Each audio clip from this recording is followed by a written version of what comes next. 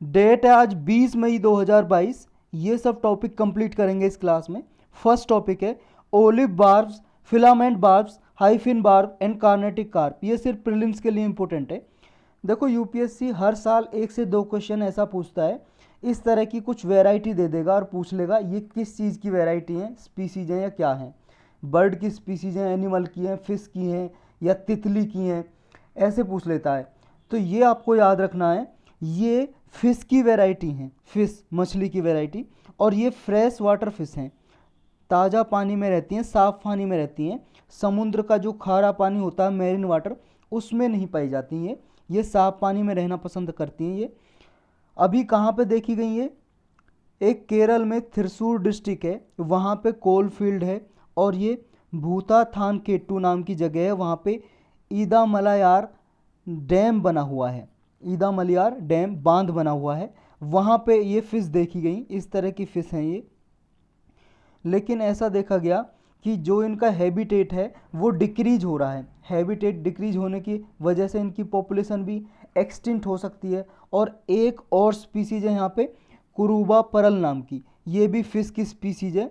अगर इनका कंजर्वेशन नहीं किया गया तो ये एक्सटिंक्ट हो सकती हैं। एक्सटिंक्ट का मतलब है लुप्त हो सकती हैं। एक प्रोग्राम भी चलाया हुआ है यूएनडीपी ने इनके कंजर्वेशन के लिए। ये प्रोजेक्ट लॉन्च किया था जनवरी 2020 में। यूनाइटेड नेशन डेवलपमेंट प्रोग्राम ने India high range landscape project ये लॉन्च किया था, ताकि इनको कंजर्व किया जा सके, इनको संरक्षित किया जा सके, इन फिश की वेराइटीज़ को। और यहाँ पे देखो इसका टारगेट ये है इस प्रोजेक्ट का कि जो आदिवासी लोग हैं जो यहाँ पे रहते हैं, फ्रेश वाटर स्पीसीज़ की जो फार्मिंग करते हैं, इन फिश की कल्टीवेशन करते हैं, उनको ट्रेंड किया जाता है, उनको ट्रेनिंग दी जाती है ताकि इनकी कंजर्वेशन की जा सके इन स्पीसीज़ की। नेक्स्ट टॉपिक है मल्टी एजेंसी सेंटर, मैक। ये प्रीलिम्स और जीएस पेपर 3 इंटरनल सिक्योरिटी के लिए इम्पोर्टेंट है। देखो इंटरनल सिक्योरिटी के लिए या काउंटर टेररिज्म के लिए गवर्नमेंट ने कौन कौन से स्टेप लिए हैं, ऐसा क्वेश्चन अगर पूछा जाता है तो आप उसमें लिख सकते हो एक मल्टी एजेंसी सेंटर बनाया। ये रिसेंटली अभी न्यूज़ में है, ये 2001 से ऑपरेशनल है। अभी न्यूज़ में इसलिए क्योंकि आईबी के लिए कुछ 130 करोड़ के अराउंड रुपीज़ अलोकेट किए हैं इस सेंटर के लिए गवर्नमेंट ने। तो ये है क्या सेंटर और इसका काम क्या है, बस 2 चीज़ जाननी है। ये कॉमन काउंटर टेररिज्म ग्रिड है, ये समझ लो एक सेंटर बना हुआ है जिसमें सारा डेटा आता है काउंटर टेररिज्म को हैंडल करने के लिए, यानी कि टेररिज्म को काउंटर करने के लिए, आतंकवाद को रोकने के लिए। इंटेलिजेंस ब्यूरो है जो आईबी, उसके अंडर ही काम करता है ये MAC centre. Counter terrorism grid है, 2001 से ये ऑपरेशनल है। कारगिल वार हुआ था जब 1999 में इंडिया और पाकिस्तान के बीच में, कारगिल युद्ध के बाद 2001 में इसको बनाया गया था। और इसमें 28 ऑर्गेनाइजेशन पार्टिसिपेट करती हैं, यानी कि अपना डेटा शेयर करती हैं। जैसे रॉ है, रिसर्च एंड एनालिसिस विंग, ये पार्टिसिपेट करती है। हमारी आर्म फोर्सेस हैं, Indian navy, army, air force, state की पुलिस हैं, ये सब एक प्लेटफॉर्म पे आती हैं और अपना डेटा शेयर करती हैं सिक्योरिटी के रिगार्डिंग। यानी कि जितनी भी सारी सिक्योरिटी एजेंसी है, वेरियस सिक्योरिटी एजेंसी हमारे इंडिया की, वो यहाँ पे real time intelligence input provide करती हैं और यहाँ से डेटा ले सकती हैं। मान लो उन्हें कोई काउंटर टेररिज्म स्टेप उठाना है या टेररिज्म को रोकने के लिए स्टेप उठाना है, डेटा चाहिए, तो यहाँ पे डेटा मिल जाता है उन्हें एक प्लेटफॉर्म पे। नेक्स्ट टॉपिक है श्रेष्ठ जी प्रोजेक्ट। ये प्रीलिम्स और जीएस पेपर 2 के लिए इंपॉर्टेंट है। वर्ल्ड बैंक ने अभी $350 मिलियन इस प्रोजेक्ट के लिए दिए हैं। ये गुजरात का है श्रेष्ठ जी इनिशिएटिव। इसकी फुल फॉर्म है system reforms endeavours for transformed health achievement. किस लिए है ये, देखो ये गुजरात में हेल्थ डिलीवरी सिस्टम को ट्रांसफॉर्म करने के लिए बनाया गया था, ये इनिशिएटिव चलाया गया था। यानी कि हेल्थ डिलीवरी सिस्टम अच्छे से, वहाँ पे हेल्थ डिलीवरी सिस्टम है वो अच्छे से काम करे। और ये डिसीज़ सर्विलेंस सिस्टम कैपेसिटी के लिए भी फोकस करता है, यानी कि कोई बीमारी है उसका सर्विलेंस करते हैं इसके अंदर, बीमारी को ठीक करने के लिए। लोगों में देखा जाता है कि कितने लोगों को प्रभावित कर रही है डिसीज़, उसको ठीक किया जाता है। ये टारगेट है इसका श्रेष्ठ जी इनिशिएटिव का। तो हेल्थ से रिलेटेड है, बस इतना याद रखना है। और गुजरात गवर्नमेंट का है हेल्थ डिलीवरी सिस्टम से रिलेटेड श्रेष्ठ जी इनिशिएटिव। बस 2 बात याद रखनी है। नेक्स्ट टॉपिक है 2021, पिछले 7 साल में जितने भी जो ईयर हैं 2015 से लेके 2022 के बीच में 7 सालों में 2021 भी एक warmest, one of the warmest year रहा है। देखो सबसे गर्म साल नहीं रहा है, जितने भी ये 7 साल गर्म रहे हैं उनमें से 2021 भी एक है पिछले 7 सालों में। तो one of the 7 warmest year रहा है 2021। ये प्रीलिम्स के लिए तो इम्पोर्टेंट है ही, मेंस के लिए भी इम्पोर्टेंट है। देखो ला नीना रहा है 2020 से 2022 के बीच में। ये ला नीना और एल नीनो के बारे में ज्योग्राफी के प्लेलिस्ट में जाके आप लेक्चर देख सकते हो। ये भाई साहब 25 से 30 मिनट के टॉपिक हैं, इस लेक्चर में मैं नहीं बता सकता। सिर्फ सिंपली ये जान लो ला नीना और एल नीनो है क्या।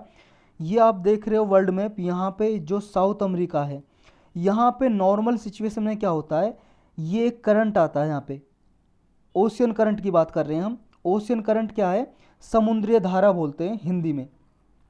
समुद्र के पानी का धीरे धीरे चलना सरफेस पे या सरफेस के नीचे, इसी को ओशियन करंट बोलते हैं। यानी कि gradual movement of ocean water is called ocean current. तो ये वाटर यहाँ से जो आता है इस तरफ से आता है, ये कोल्ड करंट आता है, कोल्ड करंट। इस कोल्ड करंट का नाम है यहाँ पे पेरू करंट भी बोलते हैं इसे, क्योंकि यहाँ पे देखो ये पेरू कंट्री है, इसके नाम पे पेरू करंट भी बोलते हैं इसको। तो ये कोल्ड रहता है यहाँ पे, जो सरफेस टेम्परेचर रहता है यहाँ पे, ओशन में जो वाटर रहता है वो कोल्ड रहता है इस कोल्ड करंट की वजह से। लेकिन कभी कभी ऐसा होता है 2 से 3 साल में कि ये जितना नॉर्मल है कोल्ड, उससे और ज़्यादा ये कोल्ड हो जाता है, और ज़्यादा इसका टेम्परेचर डाउन हो जाता है। तो उस कंडीशन को बोलते हैं ला नीना। और कई कंडीशन में ऐसा होता है, 2-3 साल में लगभग ऐसा होता है कि ये जितना नॉर्मल है, नॉर्मल से वार्म हो जाता है और गर्म हो जाता है। तो ये गर्म हो जाएगा, तो उस कंडीशन को बोलेंगे एल नीनो। पूरा डिटेल में भाई साहब जानने के लिए आप वो लेक्चर देखना, इसमें मैं सिर्फ इतना ही बता सकता हूँ। तो ये देखा गया पिछले 2020 से लेके 2022 के टाइम में कि यहाँ पे ला नीना कंडीशन थी, यानी कि वहाँ पे जो टेम्परेचर है वो नॉर्मल से भी कोल्ड था। उसके बावजूद भी 2021 वार्म ईयर रहा, one of the warmest year रहा पिछले 7 साल में। क्योंकि 2020 से 2022 यानी कि 2020 में भी, 2021 में भी और 2022 के पीरियड में भी नॉर्मल से भी कोल्ड कंडीशन थी साउथ अमेरिका के कोस्ट पे, लेकिन उसके बावजूद भी गर्म रहा ये साल। और ये डेटा दिया किसने जो 2021 को one of the warmest year कहा है, ये WMO ने दिया है डेटा, वर्ल्ड मेट्रोलॉजिकल ऑर्गेनाइजेशन। ये यूनाइटेड नेशन की एक स्पेशलाइज एजेंसी है, इसने दिया है ये वर्ल्ड वाइड डेटा 2021 का। एवरेज ग्लोबल टेम्परेचर कितना रहा है 2021 में, ये 1.11 ये डिग्री सेल्सियस, 1.11 डिग्री सेल्सियस ज़्यादा रहा है प्री इंडस्ट्रियल लेवल से।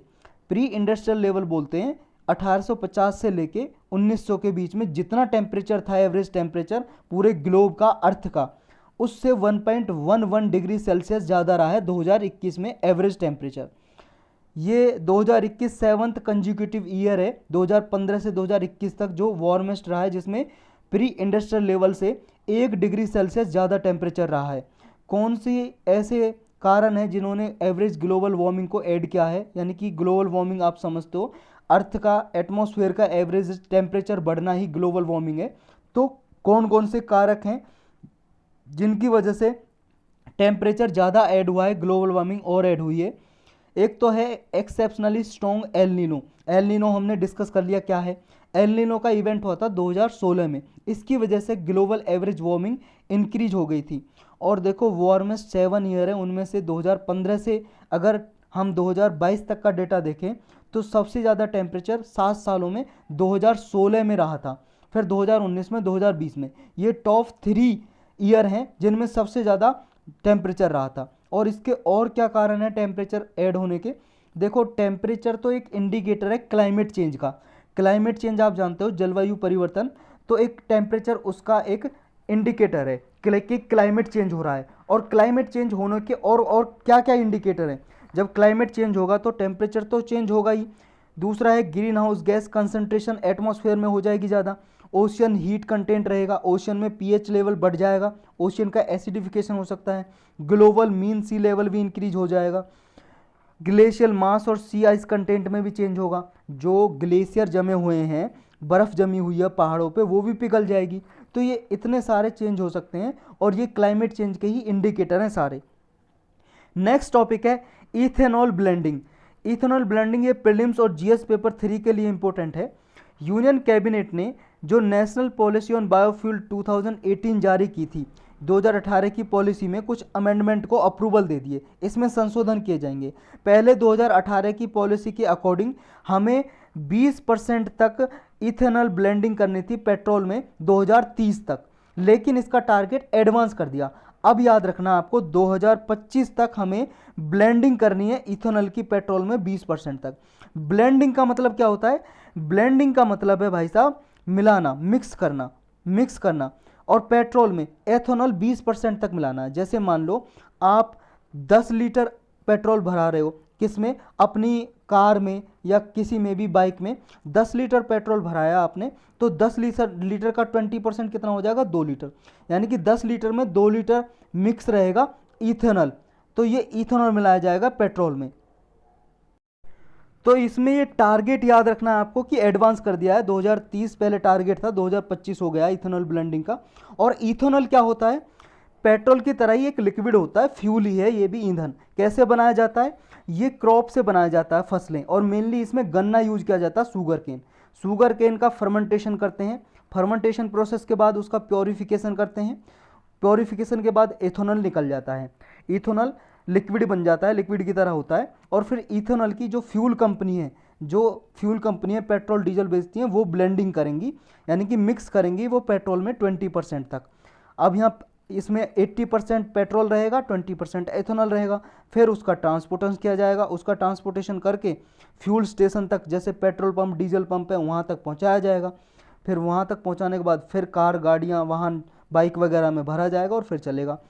तो ये पॉलिसी है जो 20% इथेनॉल ब्लेंडिंग की पेट्रोल में, ये 1 अप्रैल 2023 से ही लागू हो जाएगी, 1 अप्रैल 2023 से ही। और 2025 तक का टारगेट है, 2025 तक आते आते 20% ब्लेंडिंग होगी कंप्लीट तरीके से पेट्रोल में। अभी तक कितना अचीव किया है इंडिया ने? देखो, इंडिया का टारगेट 2022 तक का ये था, 10% तक ब्लेंडिंग करनी है इथेनॉल की पेट्रोल में, और 13 मार्च 2022 तक 9.45% तक अचीव कर लिया हमने। पेट्रोल में जो ब्लेंडिंग की जा रही है वो 9.45% तक 13 मार्च 2022 तक अचीव कर ली है।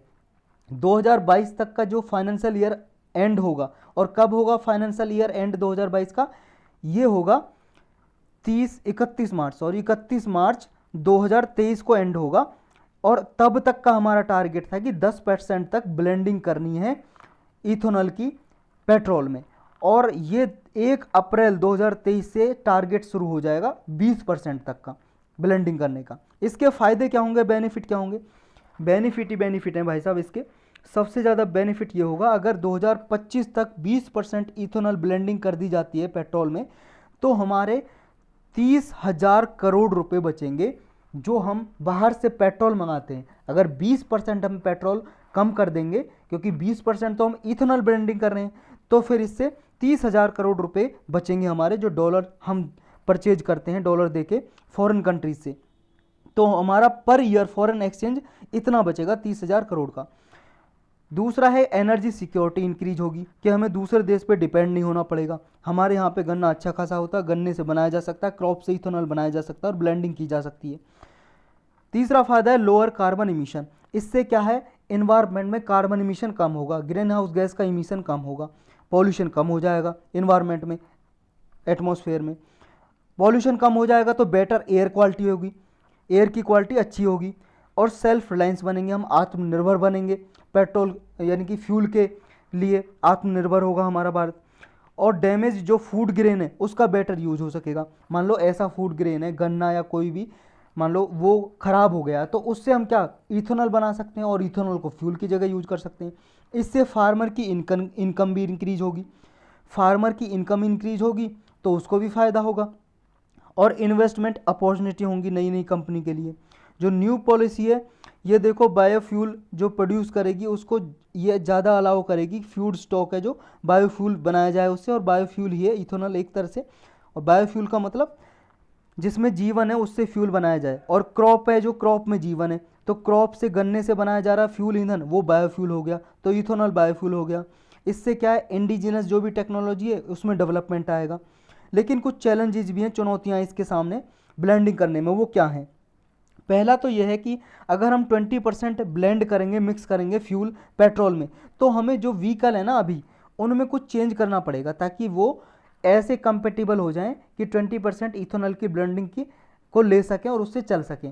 क्योंकि देखो भाई साहब ऐसा थोड़ी नहीं है, जैसे कोई बाइक है, बाइक चलती है पेट्रोल से चलती है बाइक, और अगर उसमें हम डीजल डालें तो डीजल से थोड़ी ना चलेगी। अगर डीजल से चलाना तो हमें उसमें डीजल इंजन सेट करना पड़ेगा। तो अगर हमें इथेनॉल ब्लेंडिंग करनी है, इथेनॉल से चलानी है, इथेनॉल और पेट्रोल से, तो हमें उसके इंजन में चेंज करना पड़ेगा। तो पहला तो ये है, इसकी वजह से क्या होगा, जो व्हीकल का प्राइस है वो इंक्रीज हो सकता है।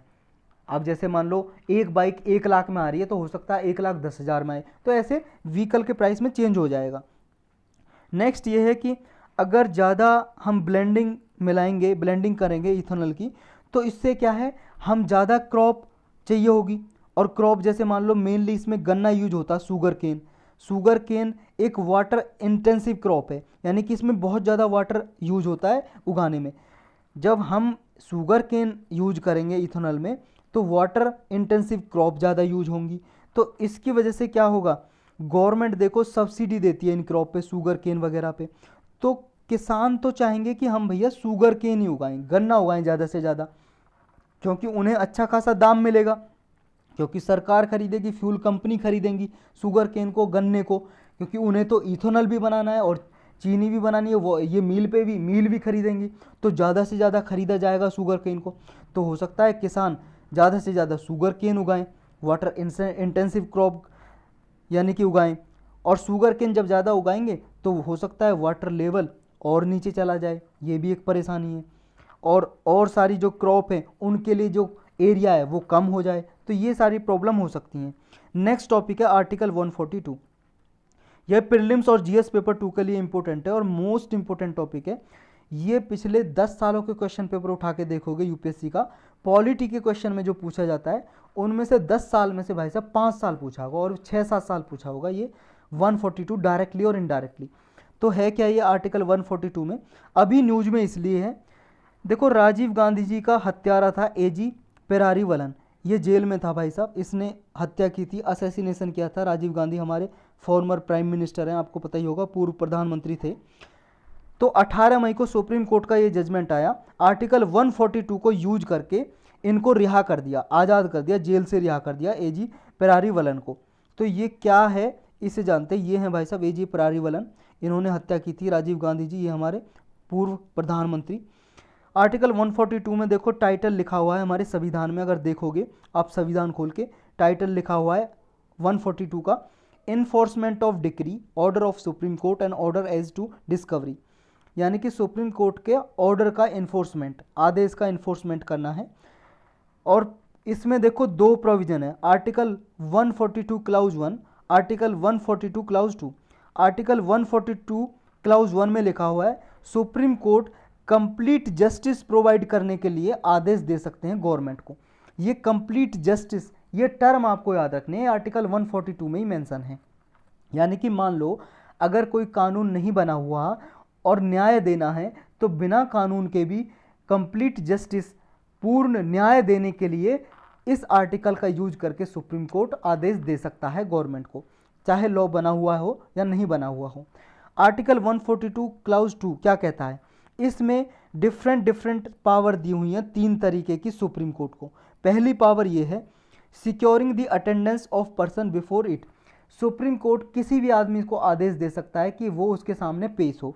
दूसरी पावर ये है discovery and production of document, पूरे इंडिया में से कहीं से भी कोई डॉक्यूमेंट सुप्रीम कोर्ट के सामने पेश करने का आदेश दे सकता है सुप्रीम कोर्ट किसी को भी।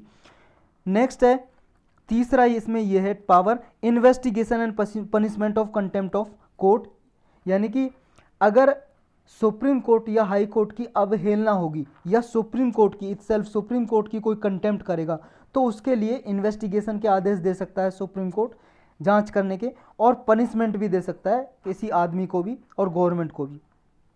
आर्टिकल 142 क्लाउज 1 को अभी यूज किया है, जो इस एजी प्रारीवलन को रिहा किया है, इस आर्टिकल को यूज किया है कंप्लीट जस्टिस देने के लिए।